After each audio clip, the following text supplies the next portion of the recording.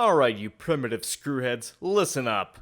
It's time for two nerdskis and a podcast! Next level.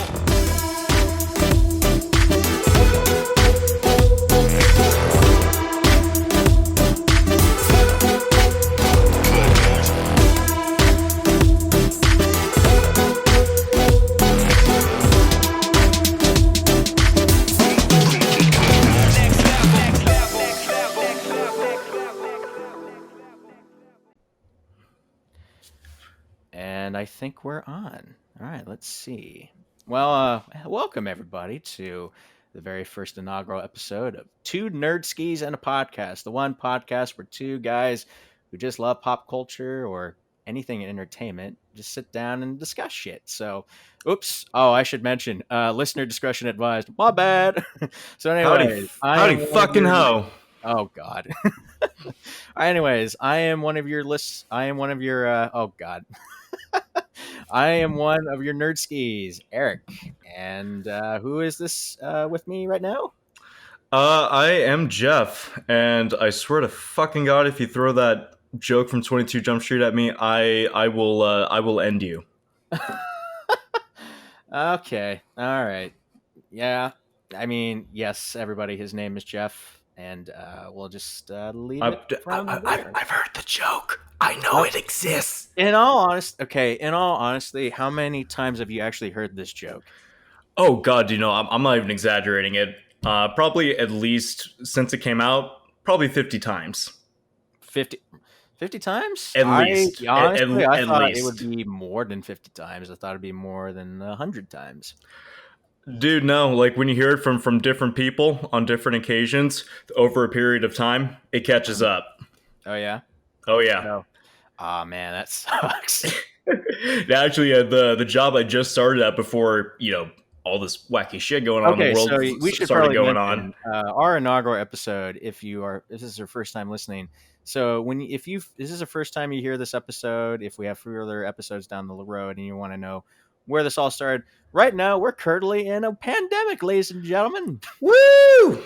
Yeah, it sucks. I will say though, I mean, I am still working. I work at what's considered an essential store at the moment. What that means, kids, is it's anything that offers essential goods like toilet paper, paper towels, food, and pharmaceutical drugs.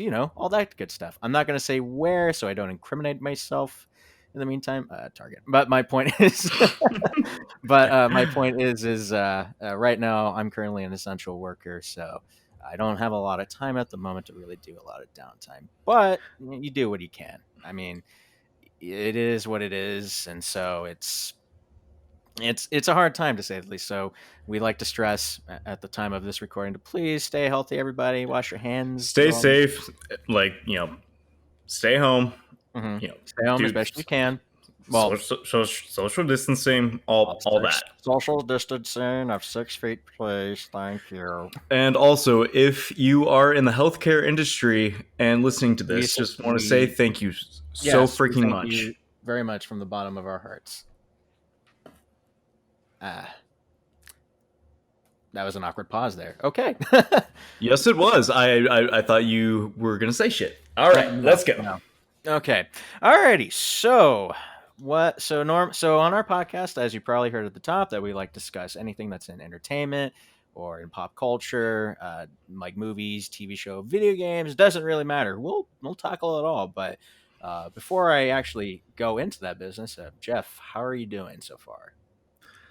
Given the circumstances, I haven't really spoken to you in a moment. I mean, we texted back and forth. That is true. Yeah, and so you've just been. So I imagine you're just at home at the moment. You're not really doing much. I am not, unfortunately. Unlike Monsieur Eric, I am in the food industry and not in the takeout department and not a manager. So unfortunately, on my end, non-essential, considered non-essential. I really, man, that does suck though. It does, and kind of like what I was saying earlier. Man, I only started a week at this new place, and I was actually kind of liking it. My managers were cool. People I was working with was pretty cool. I had like a couple filming gigs lined up and everything that were just days away. Things were And looking good, then, and then yeah, and then the shit hit the fan, ladies and gentlemen. that's the nice way to put it. Yeah, it is unfortunate though, to say the least. But I mean, But it is it what it is.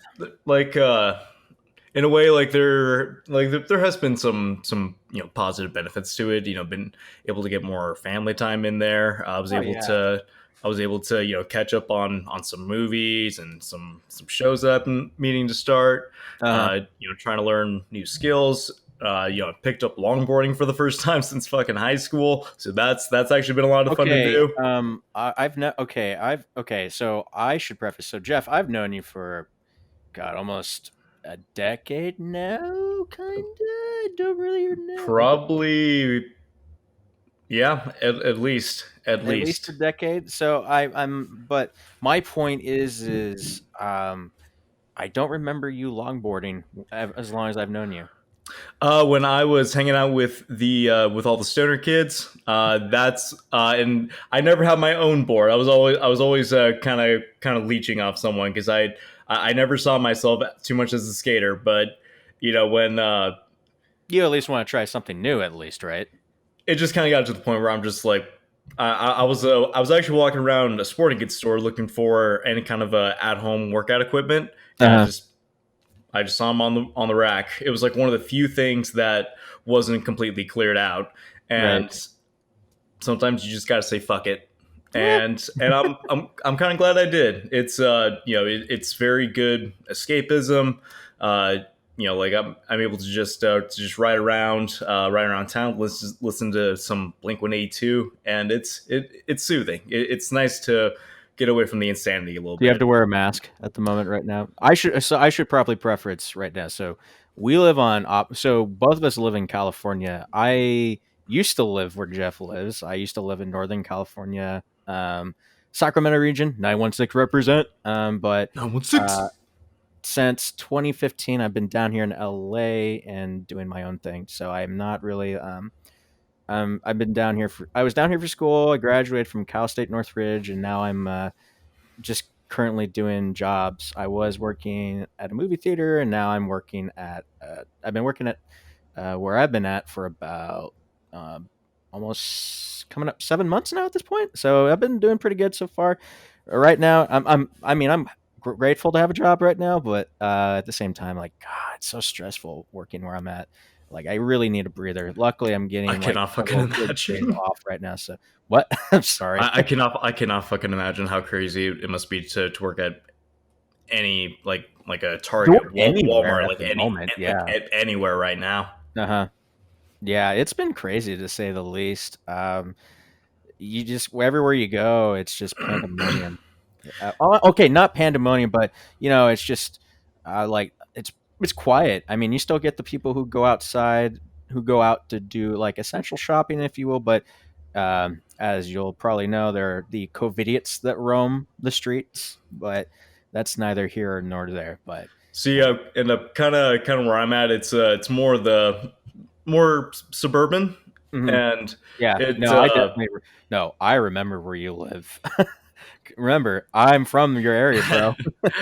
and but yeah, actually up here it doesn't feel too different. I mean, like obviously you feel the I adjustment should point out and exactly where everything. I live. So I live in Los Angeles County. I live in Los Angeles.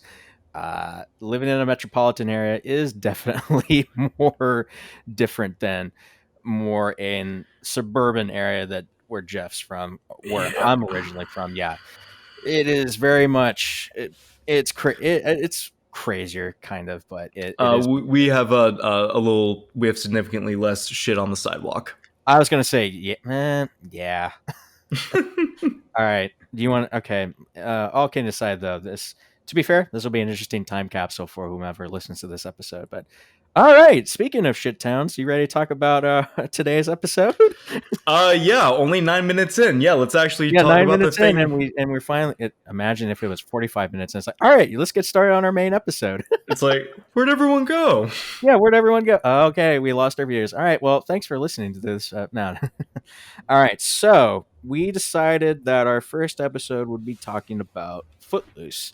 As you know, there is a 19. It was the original film was made in 1984, and then there was a remake that was made in 2011. So we decided why not just talk about both? Because really, if you really think about it, they're actually kind of the same movie. I mean, with a few obvious changes, but for the most part, I would say the plots are about the same. Wouldn't you agree?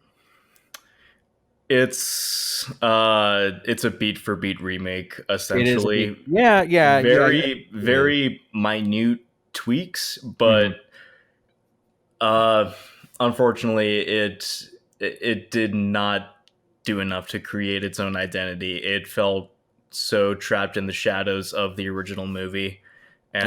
and So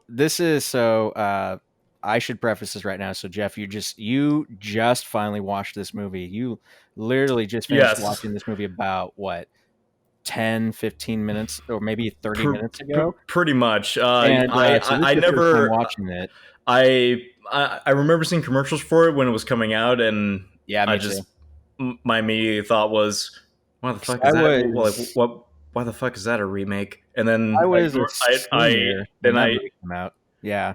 I just ignored it and moved on with my life. Uh, And I honestly forgot there was a remake until you told me there was a remake. well, this is going to be a very interesting episode because okay, so I should start off by saying I love so okay. First of all, I think both it's safe to say that both of us love the original movie because Fuck it is a yeah! classic. Well, yeah, okay, because yeah, we should mention that Jeff is a major Kevin Bacon fan. Praise the Baconator. Yep, I called it. But so this will be an interesting dissenting opinion because I actually do like the remake. I think it does do things a little bit differently that I actually personally I do like. But I'm curious to hear what you have to say. But before we actually get into it, let's actually talk about. So what? Okay, what is Footloose all about in general? Footloose is centered on a small town where we have our rambunctious, rebellious teenager who's spending the school year there, and essentially, dancing is prohibited, and he just can't have that. He has too much attitude, and I'm sorry, too much attitude. What is this? Fucking Power Rangers? Teenagers with attitude. it was the goddamn motherfucking 80s. It was all about attitude. Yeah, yeah, it was all about it. It was, wasn't it? All right, but so Footloose, made in 1984, directed by Herbert Ross, and then the remake came out in 2011 and directed by Craig Brewer.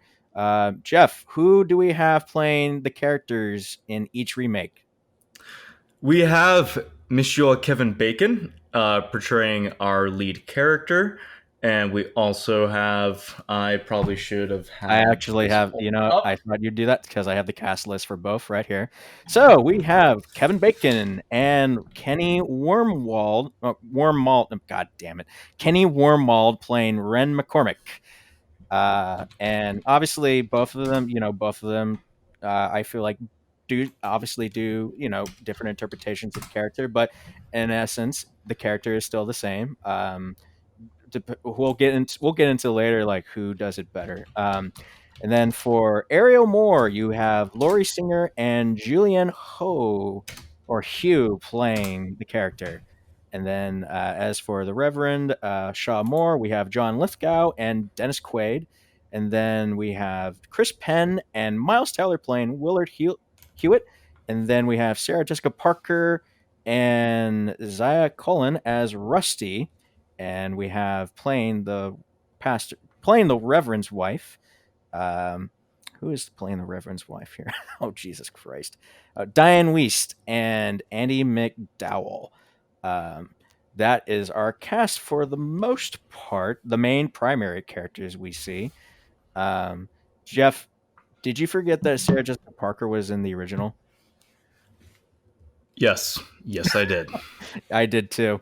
I mean, okay. So if anyone doesn't know, that like everyone thinks that okay, everyone, the internet thinks that Sarah Jessica Parker is a joke. I'll leave it up to you guys to figure out from there what the joke is. But yeah, Nay. that's our cast, that's our crew. Um, so how does this movie? So no, yeah, how does this movie open up? Well, I would say okay. I would say that the movie Cutting opens up. cutting loose, getting foot loose, because I we would got say, to kick so off yeah, the so yeah, Sunday shoes. both versions of the movie open with I would say close-ups of people's feet dancing and set to Kenny Loggins' version of Footloose because there is a second version of Footloose, unfortunately. Okay, I have to say, Let's wait. Let's discuss that when we get there. I But got yeah, shit to say. I know. I'm sure you've got plenty of stuff to say. But yeah, no. For the most part, like Jeff said, this movie is about the same, but there are some subtle differences. There are some changes. So Ren in the original apparently is from Chicago, and then he in the remake apparently he's from Boston. And God, does that accent is that accent abused so Uh, badly? it's, it's some it's sometimes it's there, sometimes it's not. When it's there, Hmm. it's the fakest shit ever. Well, yeah. You know what? Though? I mean, it's not to Kenny's like detriment or whatever. Like he's doing the best he can with what he's got. Like I think he's doing a good job, but let's go to Kevin Bacon, who just shows up and he goes, "Hello, Kevin Bacon." Jeff, do you want to talk about Kevin Bacon because you're the Kevin Bacon aficionado. Go ahead and lay it in on Kevin Bacon. Kevin Bacon is flawless in this movie. Uh, it's That's not Kevin Bacon that's not what I was in Footloose. expecting. Yeah, You know, yeah, but like you're giving out the impression that there's some human being living today that is not at least semi aware of the magic of Kevin Bacon in Footloose. okay, you see what I was talking about, folks? This is the kind of problem I was talking about here. But in all seriousness, no, that like Kevin Bacon, like he made that role. Like he is known for that role. I mean, sure, For a he's done reason. like he's done like a whole plethora of roles, but most people will associate him with Footloose. But no, I think he does it pretty well. Like he's got the attitude down.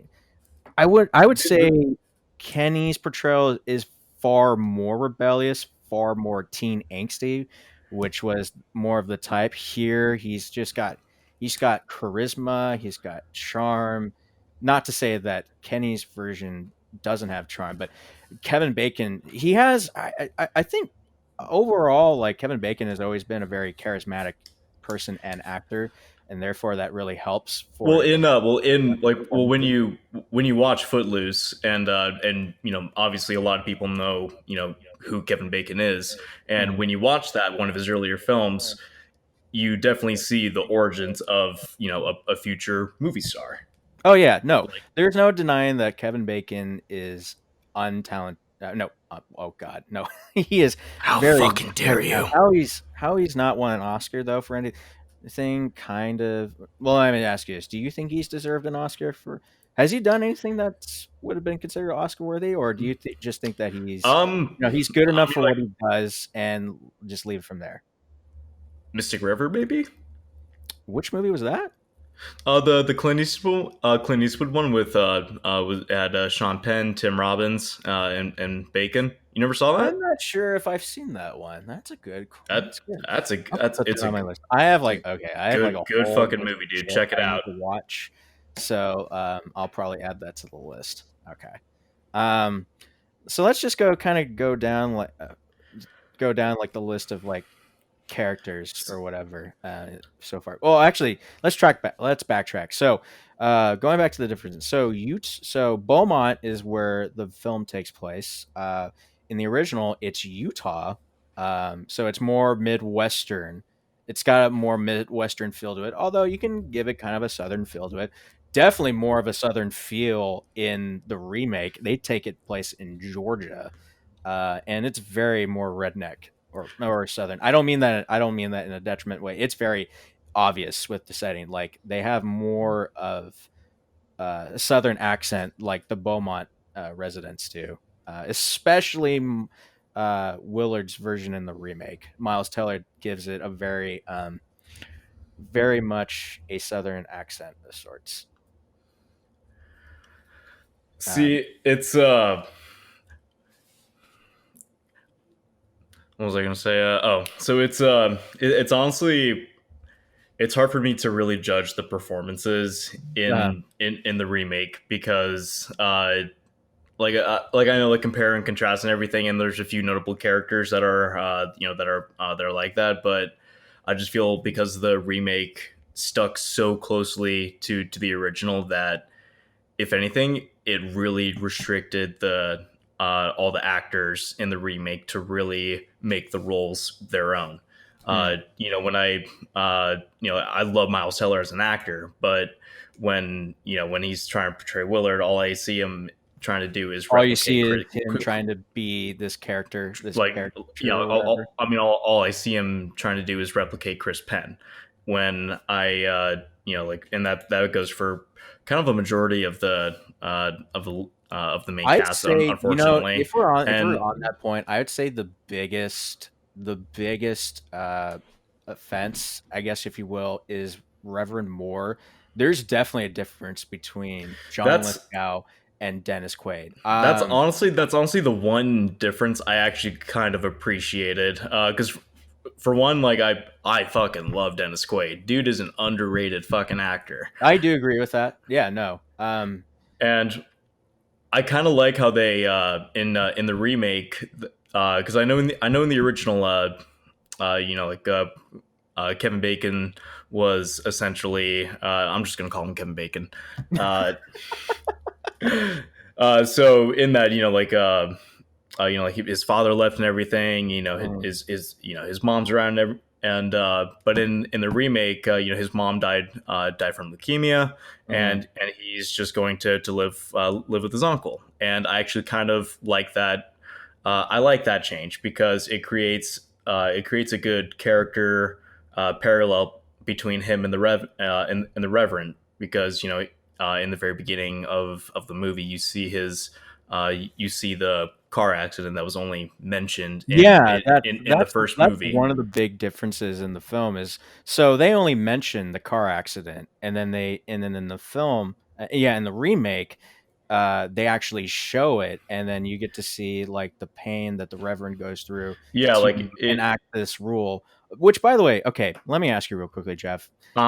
This is a very important question I've had with people about Footloose. So real quickly, I should mention. So this actually is based off a true story, in the sense that like there was an actual town. I forget where it was, but apparently there is a city in Oklahoma that apparently it was okay. It's called Elmore City. I'm actually looking up in my notes here. So in 1898, they banned dancing to decrease the amount of heavy drinking, and then in 1980, so for about 80 years this thing was going on, and then in 1980, the I guess the high school wanted to hold like a senior dance, um, and then the school board president, so like they had a vote, and then the school board president basically broke the tie by saying let them dance. And so I guess from there the ban has since lifted. But Jeff, let me ask you this very important question right now: Mhm.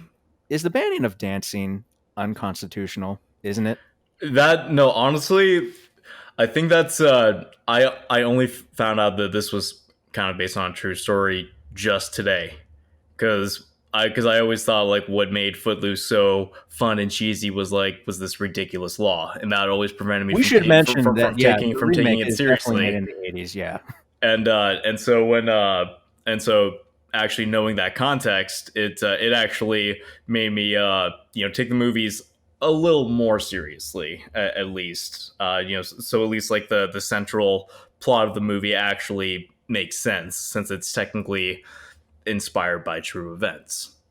Oh, yeah. No, absolutely. But again, Jeff, I ask you, is that unconstitutional? Yes, it is. Okay. All right. Someone has common sense. All right. But no, I mean seriously though, like you're going to ban dancing just because someone died due to drinking. Like there is no correl. I mean, sure, people when you get drunk, you have a. When I don't know how you guys, I don't know how you dear viewers are when you drink, but when I get drunk, I just almost pass out and fall asleep. But like you have, I mean, people are different when they're drinking. If you dance, you dance. It's whatever. Like there is no. I mean, you dance, but to be fair, like dancing you can dance for multiple reasons. As they point out in the town hall meeting scene, in both versions, Ren points out that like they dance to celebrate life in general, not because of any heavy drinking. Like he was proving that dancing has nothing to do with like sin. Dancing can be an act of celebration. It has, like I said, has nothing to do with sin. But unfortunately, this town doesn't think so. So yeah, it is. In my opinion, I find it highly unconstitutional that dancing would be considered illegal in that sense. I kind of now wish that at the end of Avengers Endgame, like when Cap and Peggy are dancing, like the cops just bust in and fucking arrest Oh them. my god. I thought you know what? I honestly thought you were gonna say instead of Iron Man like snapping his fingers, he's like, dance off, bro. Actually, Oh no. my He Star Lord gets the Infinity Gauntlet, and then he snaps his finger, and Kevin Bacon comes out for a dance off. His greatest hero. Boom. uh, oh my god. I Yeah. should write So, these fucking movies. but yeah, this Disney is Disney. Oh my god, why am I mentioning Disney? Disney are overlords. Ah. But yeah, no, yeah, dancing overall, it boggles me. It boggles me that this actually happened in real life. Oh I'm yeah, like, well, because like I said, I thought it was a ludicrous idea for the longest time, like for this this movie's premise, because mm, I didn't think that that could pass. It's dancing. It doesn't seem like that big of a deal. no, of And course not. Yeah, I mean, like, I mean, sure. I mean, if okay, if I mean, like in high school, like if we were caught, like grinding against each other, that'd be like consider okay, you guys need to separate or whatever. But like to ban dancing overall, like, come on, bro, seriously. oh yeah, no, that's bullshit. But okay, but, yeah. So, but going back to the Reverend, I between the performances, like I get what you're going with, like with Dennis Quaid's performance, like, but I honestly kind of like John Lithgow's performance a little bit more, just Hmm. because he seems more. Not to put any detriment on Dennis Quaid's performance, but I think Lithgow's performance has more of a fatherly type. Like he literally uh, what's the word? He screams like the father type. Like his essence is more fatherly. Like his personality is more fatherly, not just because he's a pastor, but because he is a father. And a reverend, he has like influence over the town, which is why his daughter is so rebellious. In the sense why she's out dancing, why she's out doing her own thing, why she I mean, she still follows like her father, but she also wants to do her own stuff. But I mean, to be fair, like I think we've all like had moments where, especially if you listen to the song. Okay, one of our favorite bands, me and Jeff's, is Linkin Park, and I think the Rest in song peace, Chester. I think the song "Numb" really fits that kind of attitude. To be honest, insert plain "Numb" song here. But no, in all honesty, though, you definitely, if your father was, like so had such a high vocal voice and that kind of power, it like had such an influence on that, I would definitely like rebel against it too. And for the most part, I'd say Ariel definitely she's definitely rebellious in both versions, but I find Julianne Ho's performance more rebellious just because again, it's more angsty, more teen. We definitely see her. being more rebellious here. And I feel like in the original, Ariel is more reserved in her rebellion or whatever, but in the remake, she's definitely showing it off more. Like Yeah, the like actively define it. she's Like, a yeah, what are you gonna say? she's a uh I do agree that I think Julianne Hough, like I do think her portrayal is a little more accurate to what someone around uh, that would go to high school around that point in time Hmm. would probably probably behave like, and yeah, so it I don't know, just kind of like what I said earlier. It's I don't blame any of the actors in the remake just because the creative forces intentionally put They're such doing a the best they can with the material, essentially. Yeah. but like I said, they're being put in this restrictive bubble to where they're not able to create their own impression of these characters. Like they're not able to leave their own mark. Hmm. They're constantly in the shadow of what came before them. Right. How do you feel about we mentioned the character of Willard, played by both Chris Penn and Miles Teller. What do you How do you feel about the character in general and how he's portrayed by both actors? So I mean, in the original, with Chris Penn, rest in peace. Dude had so much charisma. His comedic timing was so on point. He was just instantly a funny, likable character. He's We should like also mention that his brother is Sean Penn, or yeah, his brother is Sean Penn. So he definitely was like his brother was like, who was his I okay, I honestly have not seen Fast Times all the way through, but what was his character's name in Fast Times, Sean Penn? Spicoli. Yeah, Spicoli. Yeah.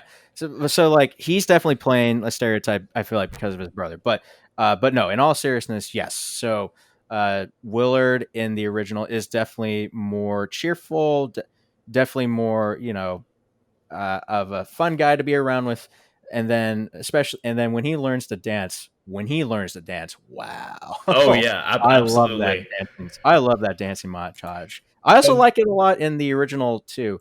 I mean, in the remake too. I should, you know what? Since we're talking about that montage, if there's one thing I do like that they kept, it's the original song. Let's hear it for the boy. I forget what the song's name. Forget who does the song, but no, wait, who does it? But who does it?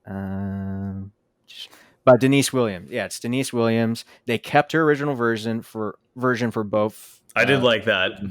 Yeah, no, that's what I liked. I thought they were going to do like a remake of sorts or anything like that, and I Okay, really thought it was going to be a horrible cover. But no, they kept it, and it really fit both montages. okay, I gotta fucking say something about the inclusion of the actual song "Footloose" No, yeah, in this yeah. movie. Hmm. So the very opening scene is, obviously tip of the hat to the original movie, and Uh, it's revealed that it's the song "Footloose" that's playing at a party. So that would yeah. and the song "Footloose" was specifically made for the movie Oh no, Footloose. yeah, So because the song's called so Footloose so after all. this movie technically lives in a world where the movie starring Kevin Bacon Footloose exists, and not one character mentions the fact that, hey, doesn't this feel like that movie Footloose? Oh my god. Oh my god, I can't believe you went there. Wow. Oh wow. I did not think of that at fucking all. And the My, universe my just mind is just exploded. blown. Jesus Christ. Um That was the first fucking thought to come to my head while watching this movie. oh my god. Was that literally your legit first thought when you heard it? No, yeah, That was not it's what I like was thinking at all. so it was at first I just thought they were just copying the opening of the original movie, and then when they actually showed that they're playing it at a party, I'm like, Mhm. wait a second, this means that, and then I just went on like my crazy fucking mind spree from there. Mhm. Let's actually, you know what? Let's actually, since we're on that topic, let's talk about let's hold off for that last moment because I want to get to that part last. But let's just talk about the music in general. Overall, aside from a certain cover, which I know you'll have thoughts on later, how do you feel about the music overall? I personally, I mean, the music. So, like, obviously, it's the '80s. It has its own charm. The music is fantastic. You can dance to any of the It's songs. it's the Whereas, it's the like the fucking remake, Footloose soundtrack. yeah, it is. Yeah, absolutely, of course. But when you get to the remake, you definitely get more of going back to that teen angsty vibe. It's 2011 when this film came out, so you're using songs from the time. So you're using more. There's definitely some more hip hop and rap in there, but not as much. We should also point out that the movie tonally has more of the remake at least has more of a country tone than the original. The original definitely has more of a small town vibe to it, but it feels more midwestern. And then in the remake, it feels definitely more country esque.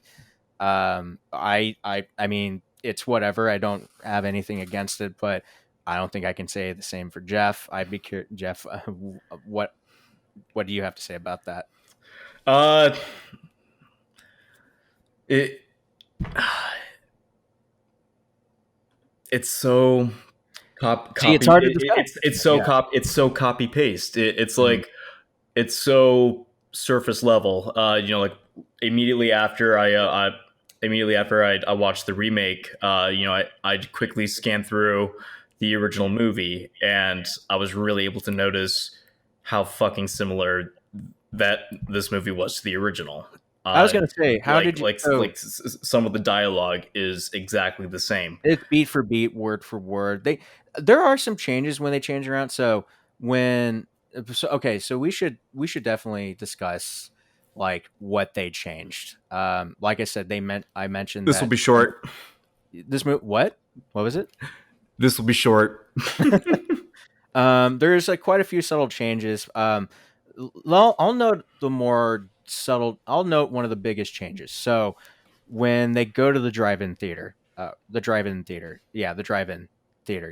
I don't know Hmm. why I had trouble saying that. So Ren is not there in the original, but he's there at the remake. I think that's to show off, like how. The early interest between him and Ariel, but in the original, that's the place where everyone wants to like hang out and like do their own thing, and like they're not, and there's no one around to police them. The cops are gone, so they're gonna like dance and stuff. And there's like a charm to that dance. There's a charm to that. Like everyone's like popping around, dancing. You can see like the guys flipping burgers in the back, like in I the mean, like restaurant. all the remake does though is just like change the position of that scene in the story, Oh yeah, no. So yeah, it's more of a because montage, it has the especially like exact of same the out. popish Has music. it has the exact same outcome.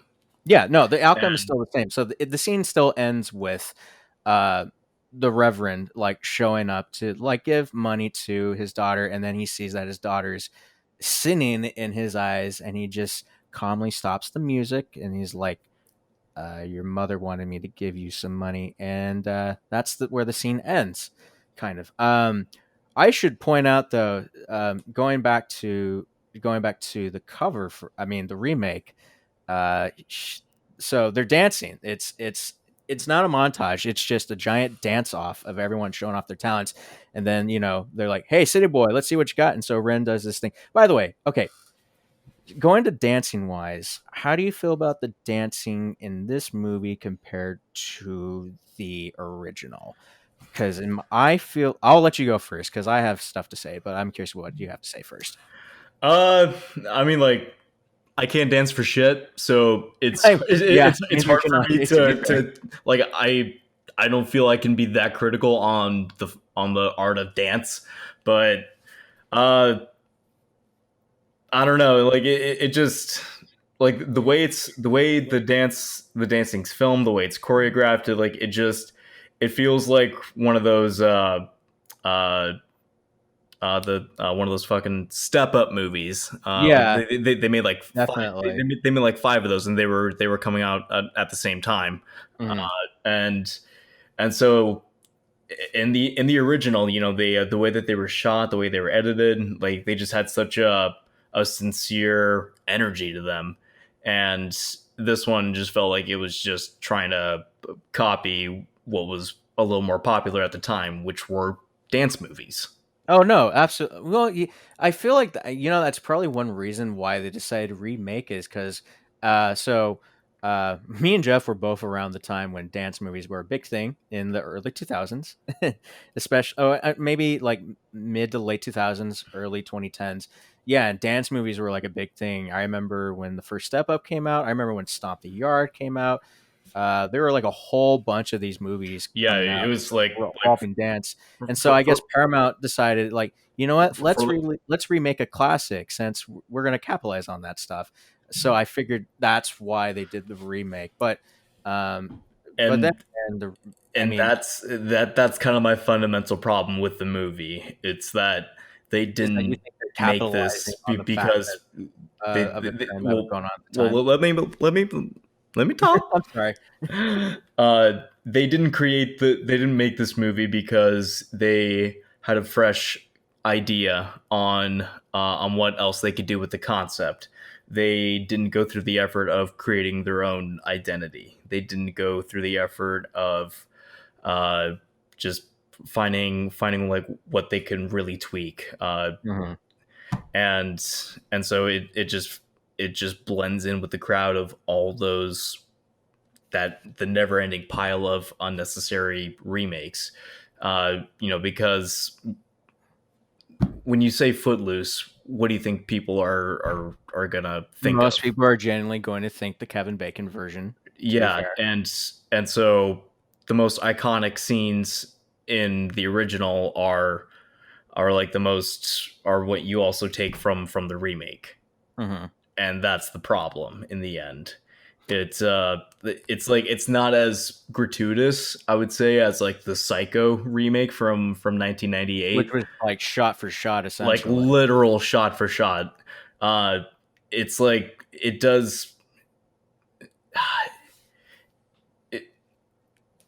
it, I would say if it's copy paste with like the most minute tweaks, Hmm.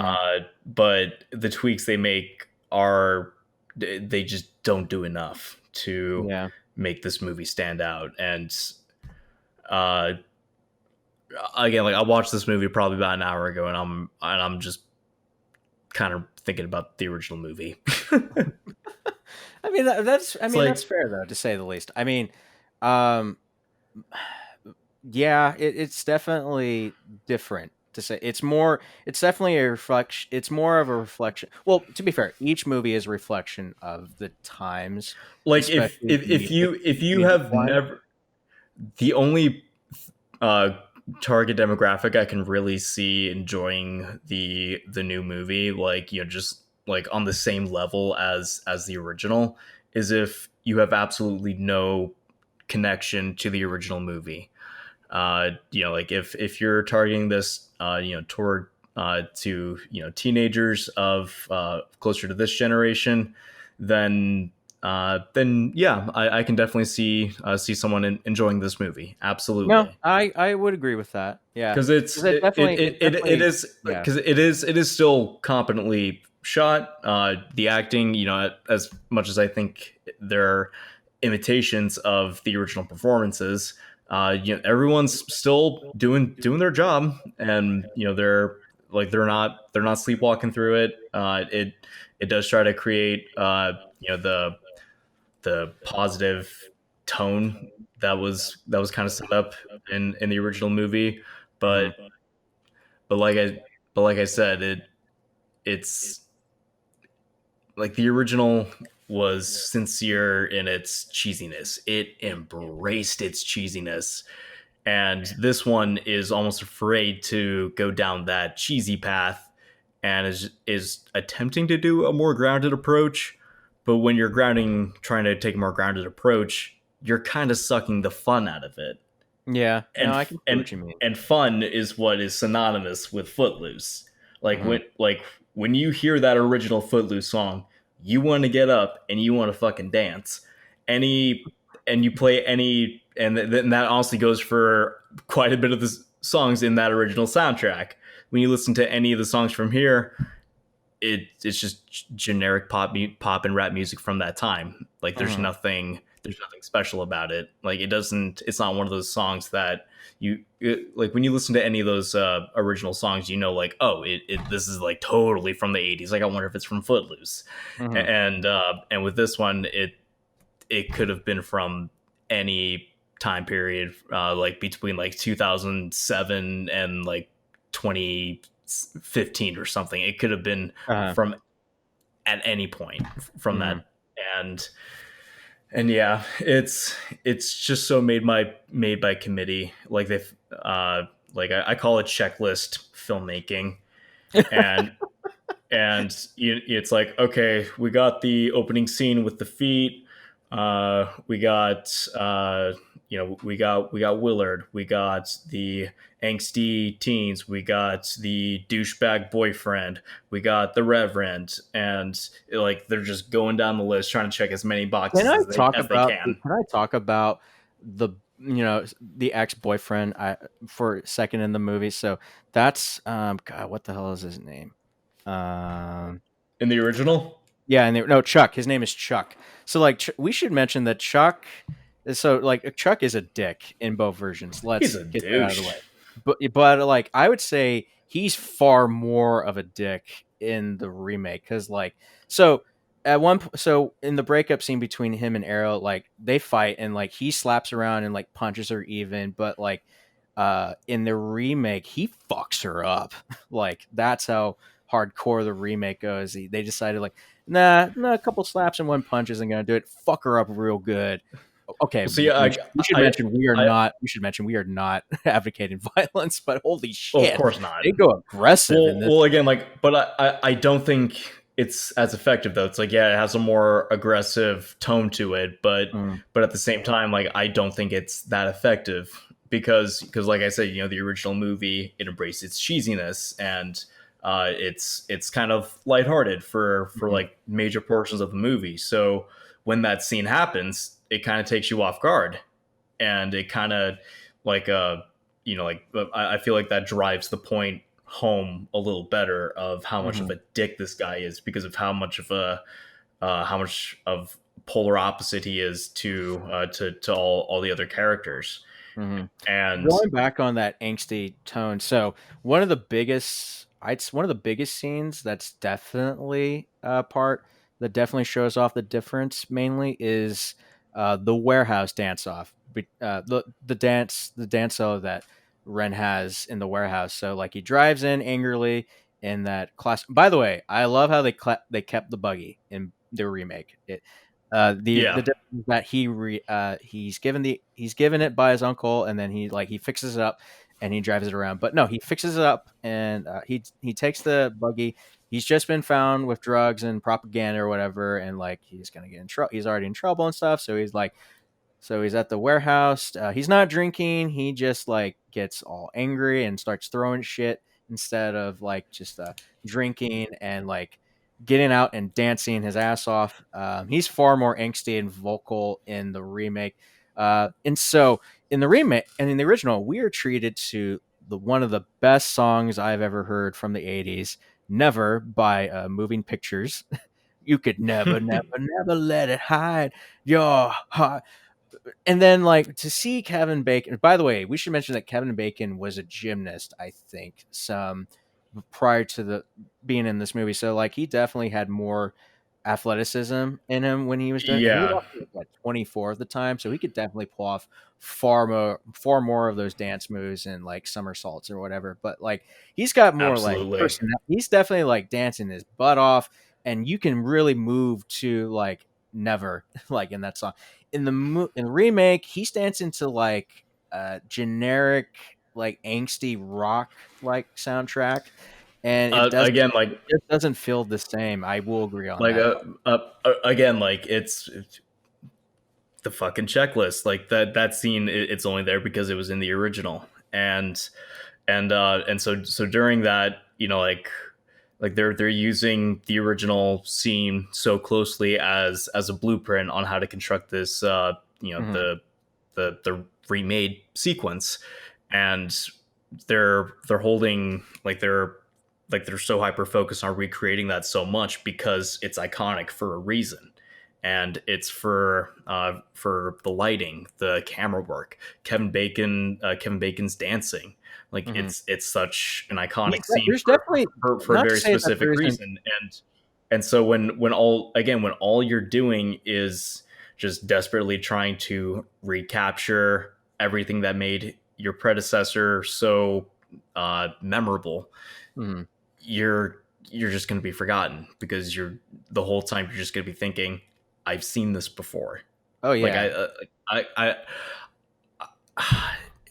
it, I feel like I'm being a little harsher on this movie because again, like Well, no, that's fair. it's overall competently put together, but it's the same reason why I have like zero respect for movies like The Lion King, like the new Lion King, Oh yeah. because No. Yeah, they're I can definitely like see where you're going with that it one. like made by committee, so Mhm. reliant on the original. Like the original, it's memorable because the people originally working on it put so much blood, sweat, and tears into creating something that would last through the ages.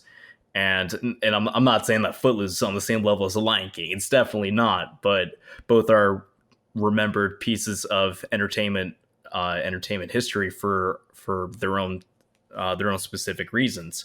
But now, when we're living in a world of remakes, reboots, and sequels, both have fallen into the remake trap, and both companies involved made the same colossal mistake of just trying so desperately to recapture everything.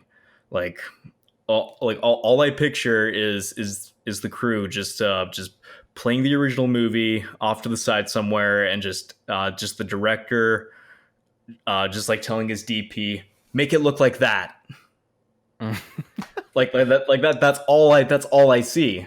And Mhm. especially when just especially when they just try when they go out of their way to make shots look so freaking identical.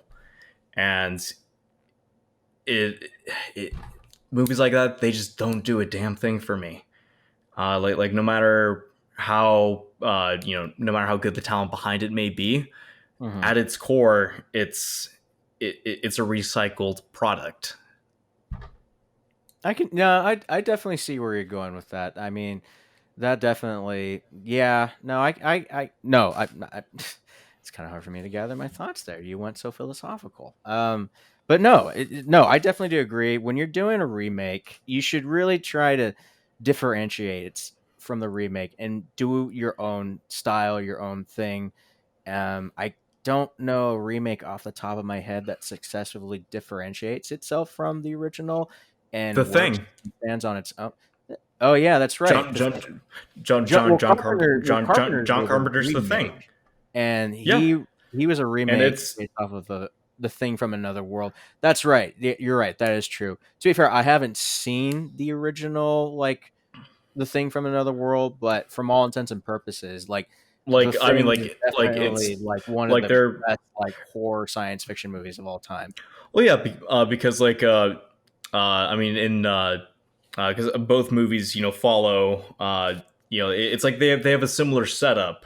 And so it's they're still scientists in an Arctic climate, and they find they find the alien, thaws out, breaks out, monster on the Mhm. loose. But that's where the similarities pretty much stop. Mm. The original movie, it's just big monster on a loose, pretty much. And Yeah, in and the remake, it's the Thing with Kurt Russell. Like you guys have seen it. I'm yeah. assuming. I would hope so. If not, Now the fucking Thing will you're probably be a missing out. future episode. To be honest, we'll have to discuss that more in detail. Definitely. But yeah, Going back to this though. but yeah, like to drive that point home, what made that movie more because both versions pretty much coexist and have their own dedicated fan base, Hmm. because both movies, they went out, they didn't rely on each other. They went out of their way to create. John Carpenter's The Thing created its own identity. It was able Hmm. to push the boundaries of practical special effects, and so it made history in its own right. And I'm not saying that a remake of Footloose has to break grounds in the history of filmmaking, but But it again, should at least do something I'm different, trying to right? drive the I'm trying to drive the point home that if you're going to go through the effort of remaking something that's considered a classic, then you should at least, at bare minimum, out of respect for the artists that created that original piece, you should try to make it your own. Hmm. And Well, if because like if all you can do is just replicate another person's work like that, or other people's work, then that just kind of like I know like it's studio mandated shit, but mhm, uh that pretty much sends a message of we don't have anything to say ourselves. we're right. just we're just here's Footloose again. You remember Footloose? Here, look, there's Miles Teller. Um, if there's one thing, going back to that warehouse thing, if there's one thing that both movies have kept the same is how did Ariel find Ren in the warehouse? Like, how did she find him? That's the one plot hole that has bothered me in both versions. Like, how the fuck did she find him in the warehouse? It is never explained if she followed him or like she was there Like, already. like, Like I that's my one bothered that's the one thing that bothers me is like how the fuck was she did she find him? like, unless he literally just drove like 30 feet around the corner or something, how would you know where he is? Mhm. I know that's always bothered me. Is like where, how did she find you? Dear God, that's the one plot hole that has always bothered me the most. But real quickly, since we're both talking about Ren and Ariel, like how do you feel about the chemistry between like versus the original and the original versus the remake? I mean, obviously, I don't know. So overall, I think in my opinion, Kevin Bacon definitely the best Ren, but in my opinion, I find Julianne Hough the best Arrow. I mean, Laurie Singer does a great job for what she does. Like she's definitely playing, the hometown girl or whatever, well. But I feel like Julianne Hough adds more of a character to her portrayal. Like she's definitely, I mean, she's definitely playing a more rebellious version of Ariel, and it really shows in like the scene where she like argues, like she yells at her father, the Reverend, telling her like this. She's tired of like having to listen to him, and um, all the town rules, and like it's not like gonna bring Bobby back or whatever. Um, that's his son who died. That's what caused this whole thing to go on. I really like that performance alone in that scene made me think that Julianne Hough did a much better performance in that version. And also, we should just mention that Julianne Hough is wow. I don't know how you feel differently. I don't know how you feel, but I find Julianne Hough, yeah. Yeah, it's hmm, that's a tough one. I think I'll have to give it to Laurie Singer in the end. Uh, I don't know. Like I just feel like the chemistry with her and Kevin Bacon just came off as a little more authentic in a way. Uh, I don't know, like just because the movie itself is kind of like just this crazy power fantasy in a way, Hmm. so I feel like the cheesy romance kind of implemented in between all that, just kind of, at least for me, like it lets me buy it a little better. Uh, like I just feel like there was a romance in this one because there had to be a romance. Hmm. Which is typical of the time. Again, going back to when the remake came out, it was typical of the time. Like a lot of those dance movies were based around romances between young lovers, and this is definitely like one of those movies where it definitely would fit that cliche. But yeah, no, I would agree. and that's I would say Julianne Hough for just her lone portrayal, and then Laurie Singer for like the chemistry between her and uh, Kevin Bacon, like their versions of Ren and Ariel. But individually wise, I would give it to, like I said, Julianne Hough, and then Kevin Bacon for Ren, at least in that case alone. But I do want to point out, so when she asks, "Do you want to kiss me?" and he goes, "Someday, someday," and I'm like, who the fuck talks like that? Yeah, seriously. Okay, and also like come on. Okay, so the very first scene that that Ren in the remake says hi to Ariel, he says it in the most fuck me tone, and he says it right in front of her mom too. Like God, no, yeah. So he's like, Ren, I'd like you to meet my daughter. Hey. I forgot. I don't, about that part. I, he definitely. You know what? You know what? Um, going back to Kevin Bacon and Kenny Wormald, I'd say so. Kevin Bacon, his portrayal definitely feels more like more. I mean, sure, there's no denying that Kevin. Okay, so there's no denying that Kevin Bacon definitely is an attractive man. Let's just leave it at that. But he also offers more. Like I said before, he has an aura of charisma and charm to him. Whereas, no offense to Kenny Wormald, I do like his portrayal too, Yeah, but no, he seems to lack that charisma and charm that Kevin Bacon has. Like he's just going off what the script it's is like going off of. I will admit that Kenny did do like I can tell like he is giving it his all. Like I can definitely I definitely got that that impression. But I don't know if it was just the material he had to work with, but he just didn't have the oomph that Hmm. Kevin Bacon had.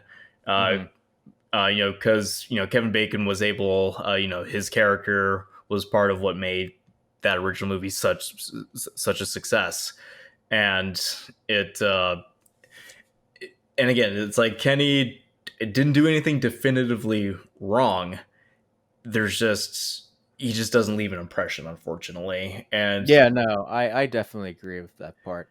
Um, Let's actually talk about the end of the movie. So in the end, if you've seen both, if you've seen the original, well, if you've seen both versions, you definitely know that. So the town hall eventually, they say no to like dancing still, but there's a neighborhood town that, and in that town there's like a steel mill or whatever that what Kevin Bake I mean that Ren works at or whatever, and like his boss says, hey, you want to have the you guys want to have your like your prom here, definitely have it here. So and then the reverend gets to, by the way, I should mention, Reverend has more of a connection, I feel like, to Ren in the remake that yeah, I agree, in the and, original, based and upon what you said earlier about like how like, so we should mention, so in the original film, I think, did you already mention that so like that I did, and that's honestly like the one like my one major takeaway from the remake. Like I think that's like the one element that I think actually improves on the original. mhm. But yeah, so like they have this conversation about like just life and about like life and like how they are kind of how their situations are kind of similar, and like he like the reverend gives his permission to like take Ariel to the prom, and then like he has like the sermon, that Sunday sermon where he gives the blessing for the prom or whatever.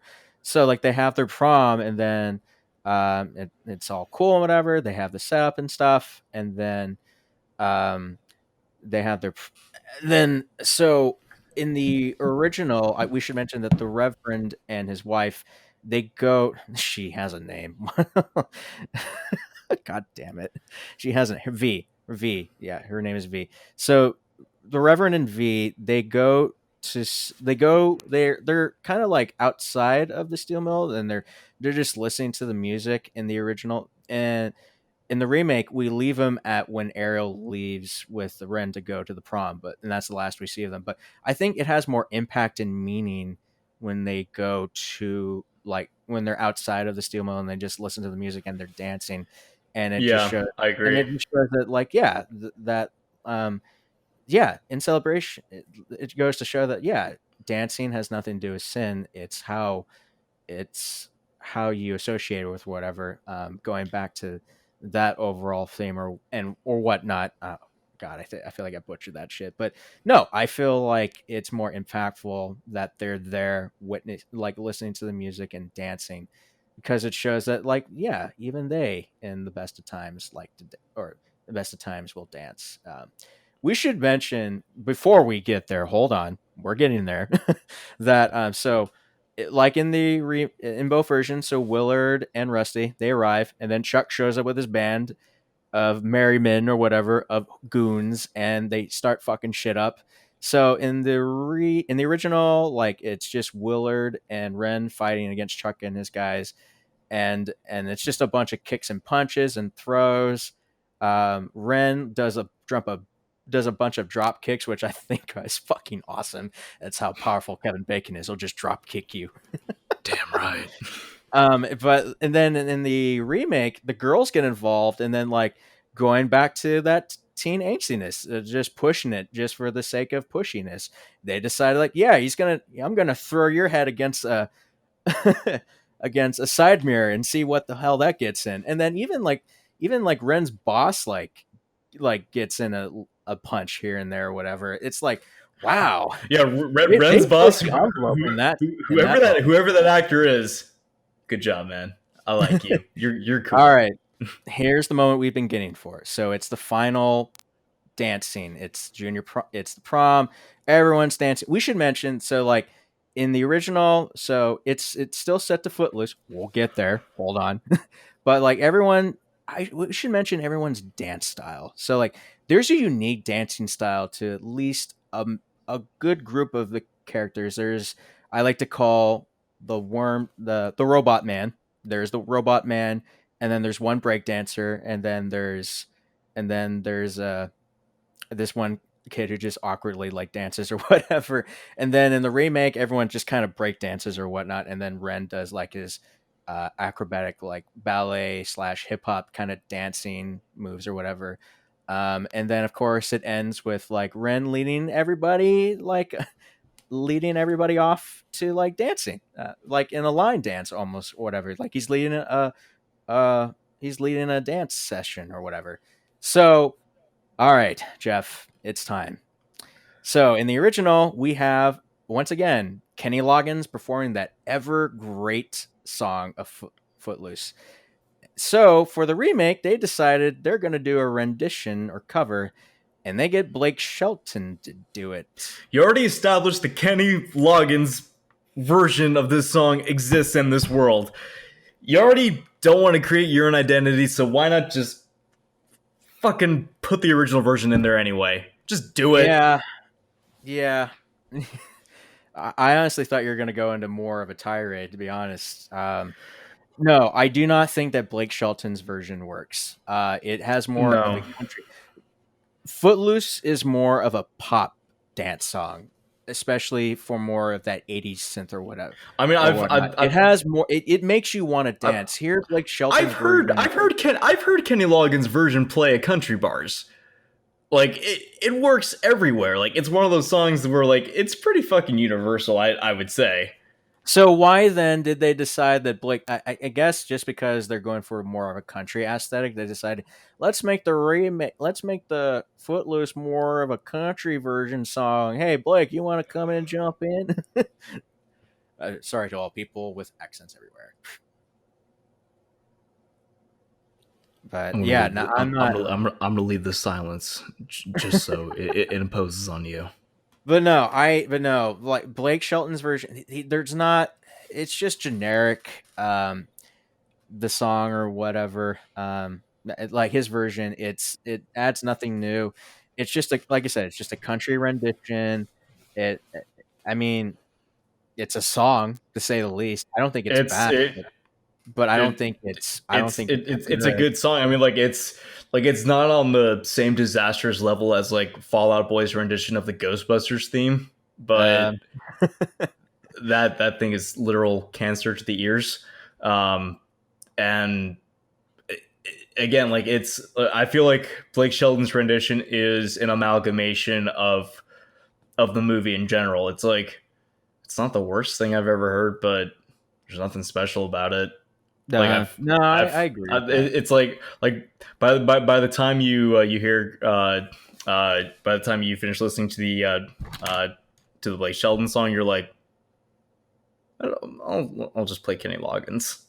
And just like this movie, after you watch the remake, I'll just watch the original. Mhm. Yeah, no, I agree. Like Blake Shelton's version is nothing really home to write. There's nothing really special to write home to. It's just a generic cover. It's country esque. Kenny Loggins version fits. You could dance to Kenny Loggins. I don't think I could dance to Blake Shelton in the slice. You could be the worst No, dancer ever, and you could still find yourself dancing to Kenny oh yeah, because Loggins. Like, Kenny Loggins like has that I'm the charm. worst dancer. I'm the worst dancer ever. But like in any environment, if you give a few drinks to anyone, and Footloose by Kenny Loggins starts playing, you want to get up and fucking dance. Exactly. No, I It's think one no. it's I one of those agree. songs that it it invokes excitement and it makes you just want to get up, cut loose, foot loose. You got to kick off the Sunday shoes, and it's just one of those fucking Damn it. songs, man. Oh my god. I can't believe you fucking went there. But no, you are. But yeah, you are once again right. Yeah, there's just a certain charm that there's a reason why Kenny Loggins was the soundtrack to a lot of '80s song. I mean, a lot of '80s movies back in the day. Like he did the soundtrack for. Oh, well, at least he did one song. He did Danger Zone for Top Gun, and that was about it. But my point is, like, he did a lot of Caddyshack, songs man. for Fucking '80s. Caddyshack. Yeah, my point exactly. So yeah, it's kind of a crime when you have the song, the original version of the song, and then you decide not to use the original version of the song again. I guess they just use it just I to did acknowledge it, and that's it. Okay, speaking of Kenny Loggins, I did remember reading somewhere that Kenny Loggins is going to do a new rendition of Danger Zone for Top Gun Maverick. Is he really? Do it. I am Uh, completely okay. I'm completely okay with this. It's well, like cuz whenever like Top Gun Maverick finally gets a release date that do this whole like pandemic thing, then I'll finally go see it, and I'm like, oh yeah, all right, oh Kenny dude no, Loggins. it dude I'm no, looking like forward to it now. that To movie's be going to be a honest. fucking blast, man. It's it's Tom Cruise, it's fighter jets. It's just shit that's just everything just looks cool. Like this Mhm. movie was designed for an IMAX screen. I like if anyone listening is from the Sacramento region, got to go to the Esquire IMAX. To my knowledge, that's the biggest theater screen in. Is it just California or is it This like is in Sacramento, at least. I don't know about here in LA. I know in here in LA, it's not IMAX screen, but we have the Cinerama Dome off Sunset Boulevard. It's owned by ArcLight Cinemas over there. Shout out to those guys. But the Cinerama Dome is a landmark in terms of like landmark historical sites in Los Angeles, at least in Hollywood too. And the Cinerama Dome has one of the biggest screens I've seen. Not, like I said, it's not quite IMAX, but it's such a unique experience over there. So I imagine they're going to be playing once movie theaters are open again, and like Top Gun Maverick hits, they're going to have that playing at the Dome. So I'd be happy to watch that movie. Like be happy, yeah, on at least in the Cinerama Dome to say the least. But yeah, no, I'm also really looking forward to hearing Kenny Loggins do a second rendition of Danger Zone. By the way, I've been playing a lot of GTA since since quarantine has been a thing. And did you know that like Kenny Loggins is the voice of one of the radio disc jockeys in Grand Theft Auto 5? which one in five? Yeah, in Grand Theft Auto 5, he in it's Los Santos Rock Radio, and he's the DJ for that station. That's fucking amazing. I know, I know. I listen to that station a lot, and I should also mention that. So, if you listen to nonstop pop radio in the game, the DJ for that is Carl Delevingne. I know they got quite a few That's like awesome. interesting people to do play disc jockeys in the game. It goes to show like how great that game is, though, that they got all those people to be involved. But that's a future that's a future discussion for another day. But okay, so Jeff, overall, final thoughts. What do we have to say about this bad boy? We are okay. I'll let you go. I'll let you go because I'll say my stuff at the end. So, just quick thoughts on Footloose. It's one of those movies where it's hard to hate it.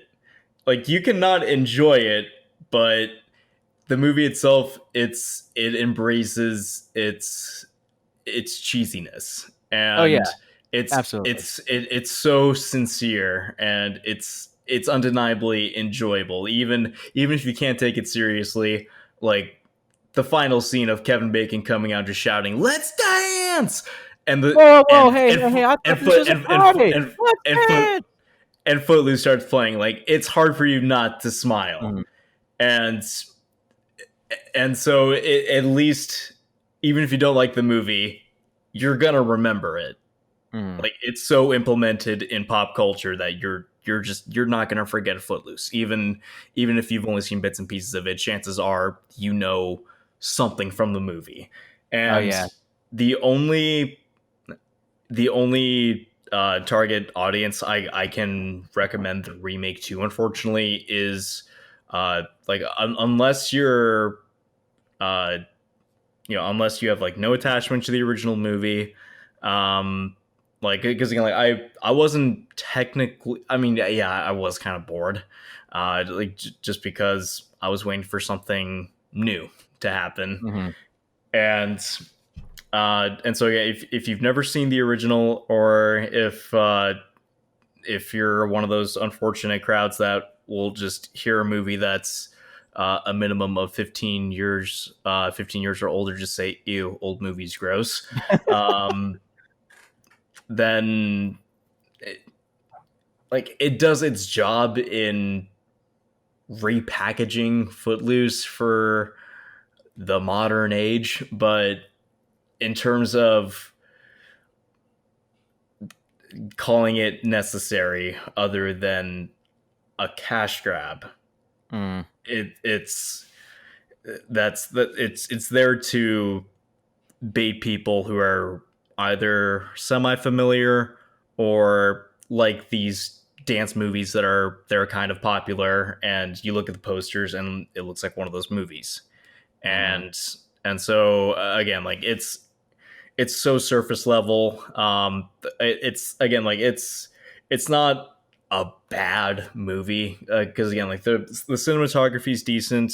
The cast, they are trying. Like you can definitely tell they're trying. Um, Dennis Quaid gives a really good performance. I like whatever few changes they did make. For the most part, they were welcome changes. But it's not enough. They're not enough changes to justify its existence as a whole. And I know it's such a cliche saying when talking about remakes, but just stick to the original. Okay. Okay. I mean, that's a fair assessment. Me, I don't hate the remake. I actually do like it to an extent. I admit that it has its flaws, especially when you bring into consideration that yeah, it is kind of a beat by beat remake, not a complete overall remake because there are definitely some changes as we pointed out. But if you want to watch a version of Footloose, I definitely recommend definitely watch the original Kevin Bacon version, and then definitely give if you are curious to see how different the remake is, definitely watch that one because I definitely think that that one definitely like I mean it offers something. I mean you'll definitely get something out of it, but I do agree that the original is better just because it has more of a charismatic charm to it, and that's not just because of Kevin Bacon, but my point is like there's something about the '80s, especially around when this movie was made, that it just screams authenticity in its own right, and the remake is Because again, like that original movie, it was kind of it's lightning in the bottle and a time capsule. yeah, But no, I agree. still, like it's it was the right cast, it was the right creative team, and Hmm. everything for what they set out to do just worked. And Yeah. so they put a lot of hard work into everything to flesh out these characters. And in the remake, it they're just kind of taking the cliff notes Hmm. from that original. So it's I don't want to say I don't have respect, because obviously, I can't imagine how long it took for these actors to rehearse all the dance Hmm. And there's sequences. definitely like genuine talent in the Yeah, no, remake. there's good choreography, and these are talented actors. And Miles Teller obviously is a fantastic actor. Dennis Quaid is terrific. And so again, like the remake, it doesn't offend me. It doesn't do anything definitively wrong that I can say like this was a waste of my life. It passed the time at best. Hmm. And it's just like as soon as we finish this podcast, I'm probably gonna forget about it. It'll be a Jeremy Johns review. I'm not going to remember this movie in T minus 1 day. Yeah, I already forgot. Exactly. And probably like a year down the line or so, if I have Footloose on my mind again, You're I'll most I'll likely going to I'll, watch the I'll, original. I'll probably think, oh yeah, there was a remake. That too. That too. All right. Well, I think that's gonna wrap it up here for this first episode or so. So, if you want to like give us a follow on Facebook, individual or follow on Facebook. If you want to, if you want to like follow us on Instagram, we'll leave links or whatever we can find. If you want to follow us on Twitter, I'm on Twitter at least. Give me a follow at least. Where are all these plugs? We'll probably need to create a page at this point. But yeah, thanks for listening to us, guys. If you like what you're listening and you want more, we're playing some more stuff coming along the way. So thanks for joining this time with us. Well, and this has been the inaugural episode of Two Nerd Skis and Podcast. So I'm Eric. I'm Jeff, and fare fucking well. I was just gonna say, stay shiny, or sparkle, sparkle, sparkle. Fuck yeah, sparkle, sparkle, sparkle. All right, everybody, have a good one. Peace.